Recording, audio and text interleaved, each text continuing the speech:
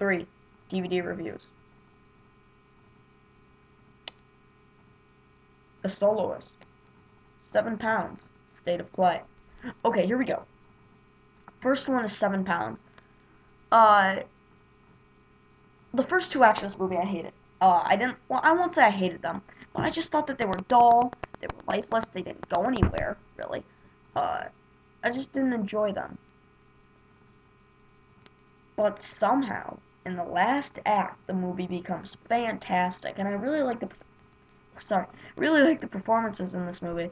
And I'm gonna get this one out of the way quickly because I want to spend a lot of time talking about the other two. So I give it a 7 out of 10. I did enjoy it. It's nothing Oscar worthy, but I think it's a good little film. Second, The Soloist. Where do I begin? I mean, Robert Downey Jr. does the best he can with this character. He does, and he does a good job. But the character is written so one note that he's given nothing to do, and they're trying to make. And Jamie Foxx's character is written to a point where he's just way over the top, and he's just trying to impersonate, like, it feels like a bad impersonation of Dustin Hoffman from Rain Man. And it just tries so hard to be an Oscar movie, like when he's playing the violin, and then all of a sudden white doves fly out of nowhere to show, the mood, and then there's a handshake at the beginning of the movie that he rejects, but at the end he shakes his hand and it shows that they become friends. I'm like, come on. The thing about great Oscar movies is that they don't try too hard. Slumdog Millionaire could have been just this huge epic film, but it wasn't. It was told on a small scale, a simple story, and it's beautiful. Epic movies can be great if told right.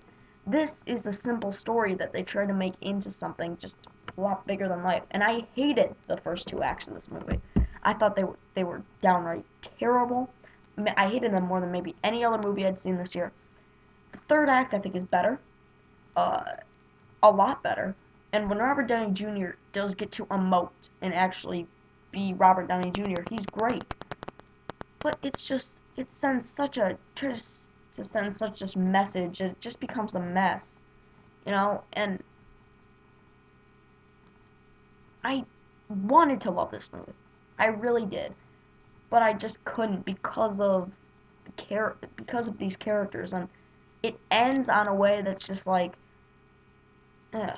And I bet the book probably is really good because they didn't need to make a movie out of this, and I think that it's just not a good movie at all, and it's too bad because I really wanted to love it, but I gotta give it a 4 out of 10. Next, State of Play. Grounded for Life 27's been telling me to review this for a long time. Finally got around to seeing it, and I finished the movie, and I went downstairs. I made a video review, giving it a 5 out of 10. That's right, a 5. Uh, and I thought about it. Thought about the ending, tried to explain some stuff that I didn't quite understand. I love this movie. Okay, I won't say I loved it, but I really, really enjoyed it. The performances are great. As a matter of fact, Ben Affleck, among all people, steals the show here. He's fantastic. Russell Crowe's great. Helen Mirren's fantastic. Jason Bateman has a small role. He's great. Jeff Daniels is awesome. But Rachel McAdams I thought was good, but she was a little bit whiny. Like, she's like, I'm not getting off this story. It's just, just like, calm down, okay? But it is suspenseful, and I was mad at the first 2 acts because I'm like, dang it, I want answers. And they didn't give it to me. In the ending, I didn't like the plot twist because I was pretty sure I knew that's how it would end. And I get to the point where I'm like, that doesn't make a whole lot of sense. And I think that I do discover some things that happen, but this is a movie that I'm really glad I rented on DVD and didn't see in theaters so I could think about it, because the movie really moves at a rapid pace.